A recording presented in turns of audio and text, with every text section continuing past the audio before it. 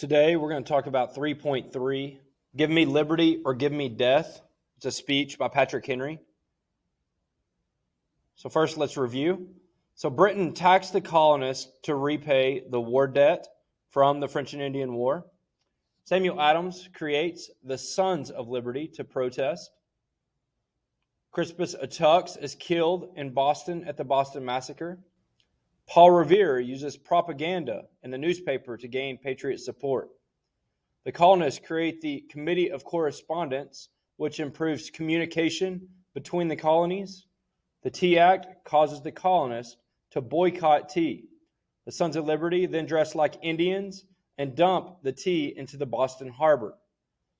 King George III placed the Intolerable Acts on Boston. So after the Intolerable Acts are placed on Boston, the Intolerable Acts did three things. Number one, it shut down the Boston Harbor, so they are not allowed to get any imports or exports. So this is going to make all of the New England colonies struggle because Boston is like the economic center of the New England colonies. So all the exports from the New England colonies are going to go run through the Boston Harbor. All the imports in the area will come through the Boston Harbor. And with the Intolerable Acts, the king says that the harbor will be shut down until all of the tea is paid for that was dumped into the Boston Harbor. Now, if you remember, it was about 24 million cups of tea. So if you were to just, let's say that each cup of tea cost 1 penny, which is, I would think, on the low end, that would be $2.4 million that has to be repaid back to the king. And $2.4 million is a lot today, and it was even worth more back then. So the Intolerable Acts not going away anytime soon. The second thing the Intolerable Acts did was it made it to where Boston could not hold town meetings or any meetings that to where the king or the Britain did not want the colonists or the Sons of Liberty to get together and plan more protest or a rebellion. And then the third thing it did was it made it to where the colonist was forced to house the British troops. So very similar to the Quartering Act, the colonists had to provide food, water, and shelter to all the redcoat soldiers in Boston. So because of the Intolerable Acts, it's going to make the New England colony struggle, especially Boston. A lot of people are going to lose their jobs because they work in the Boston Harbor. Also, Boston's going to run out of food because they're used to having imports come in. There's not a lot of farming done up in the New England colonies. It's too cold. And so everyone in the Boston area is going to struggle. So the First Continental Congress is going to be a meeting between representatives from each colony, all except Georgia. Georgia does not send a representative only because Georgia is so far away from Philadelphia, which is where they meet. And the purpose of this meeting is to figure out how the colonists can help Boston. So the king made the Intolerable Acts very strict on Boston because the king was trying to scare all the other colonists to where he wanted to make it sure that no other colonists would rebel like the people of Boston have. So instead of these colonists fearing the king like he wanted, they're actually going to do the opposite, and they're going to support Boston instead of being afraid of helping Boston. So after about 7 weeks of debates, the First Continental Congress is going to agree to boycott all imports and exports with Boston. So this is going to really hurt mercantilism to where Britain is not able to make money, okay? Because no one, no port or no one in the colonies are going to send over anything from the U.S. to Britain, and Britain normally takes all their raw materials, all their crops, and then taxes it and resells it for a higher price. Now they're not able to do that because the colonies are going to boycott them. They're not going to send any imports or not send any exports to Britain, and they're not going to buy anything from Britain. And then they're also going to agree to start training troops because they're predicting that a war will happen at some point. So today we're going to talk about Patrick Henry, and he was born in Virginia. He was a founding father. He protested British tyranny, so he's very, very much against the king. Served in the Virginia House of Burgesses, and was part of that Continental Congress that we just talked about. So he was present in Philadelphia when they said, we're going to boycott Britain and we're going to start training troops. And he's going to be a 3-time governor of Virginia. So after he gets done with his meeting in Philadelphia, he's going to come back to Virginia and speak in front of the representatives in Virginia. And he's going to give his speech, "Give me liberty or give me death." So a quote to describe Patrick is "a Quaker in religion, but the very devil in politics." And that describes his personality. So he does become a lawyer, and they're saying outside the courtroom, he's a great guy. He's a Quaker. He's like a Quaker. Okay, I mean, he's just a super nice guy. He's not going to cause any problems. But inside the courtroom, they said he's similar to the devil. Okay, that he's going to win at all costs. He's not going to take no for an answer, which is very good for a lawyer. That it's going to help him win a lot of cases, things like that. So very good in politics. Knows it very well. Not so nice when he gets in the courtroom, but when he gets outside the courtroom, he's an awesome guy.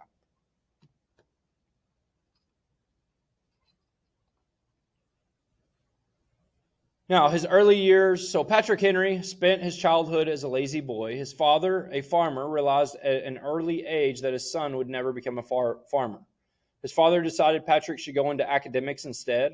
Like many teenagers, Henry did not want to devote himself to his education. Henry married at 18 and soon had a small family. At 21, his father set him up a business, which he soon bankrupted. Okay, so on the last slide, I talked about how great Patrick Henry was. It was not always that way. As a child, very lazy, and his father's going to set him up a business. He's going to run it into the ground, and so early on, Patrick Henry not so successful. That all changes when he becomes a lawyer. So his parents are going to try to motivate him to study law, and he studies law for 6 weeks and then pass the bar exam to become a lawyer. So the bar exam, one of the hardest tests in the world. You have to pass this test in order to become a lawyer, and he passes it with only studying law for 6 weeks. There are some people today that study for the bar exam for years and never pass it. So even though he was lazy as a child, he's very bright, very smart. So in 1763, he's going to argue that any king who would veto a law passed by an elected official was a tyrant. Okay, meaning too much power. Okay, and just absolute rule, has more power than they should have. So he says that a king living 3,000 miles away shouldn't have more power than an elected official. So what he's talking about here is that the governments in the colonies, they have self-government, okay, because Britain is so far away, they cannot depend on Britain to govern them because it's 3,000 miles apart. Now, the king still can overrule the government in the 13 colonies. And he doesn't like this. So basically, like him, a elected official, okay, as the governor of Virginia, he could vote for something and get a law passed, and then the king could step in and overrule him when he lives 3,000 miles away, and he thinks that is not right, that he's abusing, the king is abusing his power, and he has too much power. Henry was an advocate for the right to bear arms, which later becomes the Second Amendment. He believed colonists had the right to defend themselves against a government that basically abused their power, like the king would do a lot of times. So there's a lot of controversy today about the Second Amendment, right to bear arms. Should citizens have weapons? Should they be allowed to own weapons? And I'm just going to say that the Second Amendment was not created. The Second Amendment was not created for people to defend themselves, just from each other, from criminals. It was created to defend themselves from a government that was too strong or a government that abused their power. And so, if we were to take away all of the weapons in the United States, where there were no weapons, there were no access to weapons, there was no black market that we could buy them from. If they were to take away all the weapons in the United States, the only people that had weapons would be government officials and military. if that was the case, the government could very easily turn us into slaves. Okay, yes, we outnumber them. Yes, the citizens outnumber the government officials and the military, but if we have weapons, we cannot fight back against it. So this is what happened to the slaves from Africa. They come to this new world and they're forced to work on plantations, picking cotton or working in the tobacco fields. And the slaves outnumbered the slave owners, 10 to 1. Okay, so there's 80% African American slaves in the South, 10 to 20% slave owners, and yet the slaves are not able to fight back because they have no weapons. So same thing here. If we were to take away the Second Amendment, we would have no way to fight back against a government that is too strong. So that's the reason for the Second Amendment.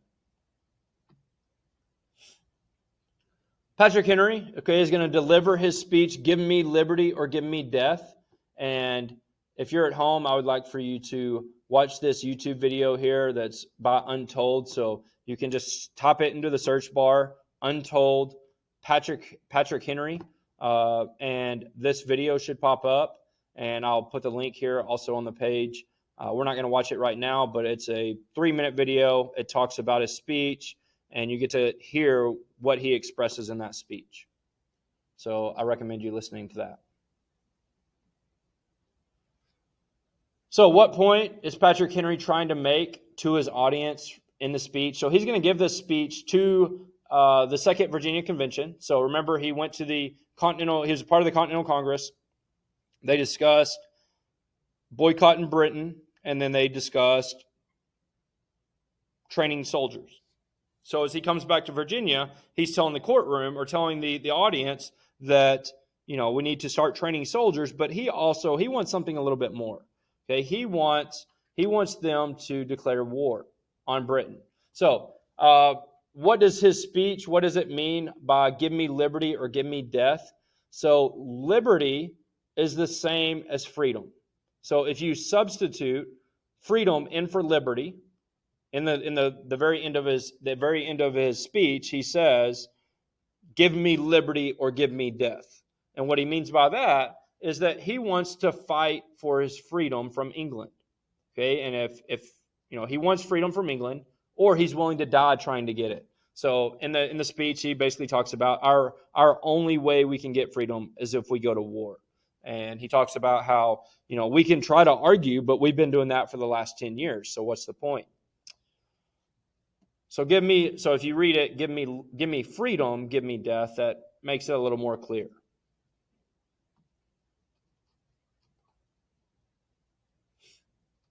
So Henry, like I said earlier, Henry wanted Virginia to declare war on Britain. Why? Henry believed that the king was taking away the colonists' God-given rights, and he feared that the U.S. was becoming slaves of the king. Thought the king was abusing his power, and that the colonists needed to fight back. The result. So after he gives the speech, Virginia does not declare war on Great Britain. The reason why? Okay, the Redcoats, one of the strongest armies in the world. Virginia is not prepared. Okay, they're a little colony, and the Redcoats, they're the British. They're a country, one of the most powerful countries in the world at the time. And so Virginia, they're not going to declare war, but they do agree that they need to start training troops because they think that at some point we could go to war. Less than a month later, fighting broke out at Lexington and Concord, and the American Revolution has begun. America was at war for their independence.